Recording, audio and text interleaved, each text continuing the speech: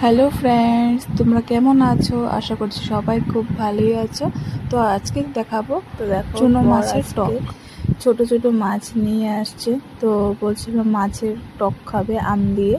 তো দেখো মাছটাকে ভালো করে ধুয়ে আমি এটাকে পেঁয়াজ কোচানো, টমেটো কোচানো সব কিছু দিয়ে এর মধ্যে আম দিয়ে দিলাম, এটাও গ্রেটার দিয়ে গ্রেট করে।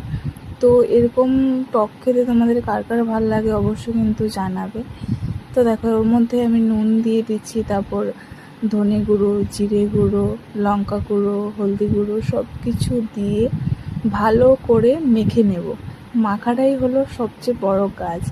আর এই যে দেখো মাখার আগে এখানে আমি অনেকগুলো সরষের তেল দিয়ে দিলাম, কারণ এটা সরষের তেলেরই কাজ। সরষের তেল যদি একটু কম হয়ে যায় তাহলে মাছগুলো কড়াইয়ে লেগে যাবে। যেহেতু কড়াইয়ে করব, আজকে কলা পাতাতে করব না, তো কড়াই লেগে যাবে, ওই জন্য একটু বেশি করে তেল দিয়ে ভালো করে মেখে একটু সময় রেখে দিয়েছিলাম। আর এখানে কড়াইয়ে তেল গরম করে ভালো করে গরম করে এরপরে আমি এই মাছগুলো দিয়ে দিলাম। তো এটা আমি বেশি নাড়াচাড়া করব না, কারণ বেশি নাড়াচাড়া করলে মাছগুলো গলে যাবে, গুঁড়ো হয়ে যাবে। তো ওই জন্য আমি বেশি নাড়াচাড়া করব না, খুব কম নাড়াচাড়া করে ঢেকে ঢেকে রান্না করব।